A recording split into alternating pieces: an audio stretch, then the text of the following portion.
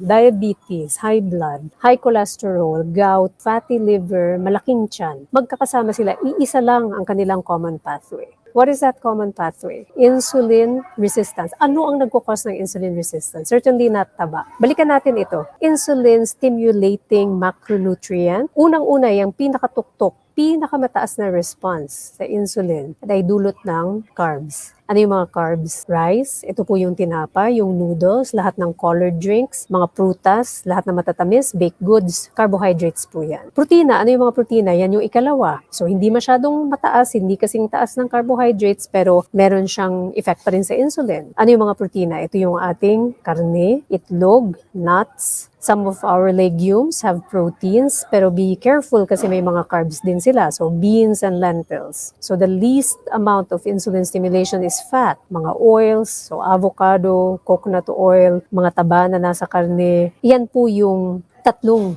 macronutrients na nagsistimulate sa insulin. So ngayon, kung insulin resistance ang problema sa karamihan ng kaso ng high blood pressure at diabetes, alin yung nagsistimulate sa insulin na pinakamatindi? Hindi naman po taba. So masyadong na-demonize yung taba for the longest time.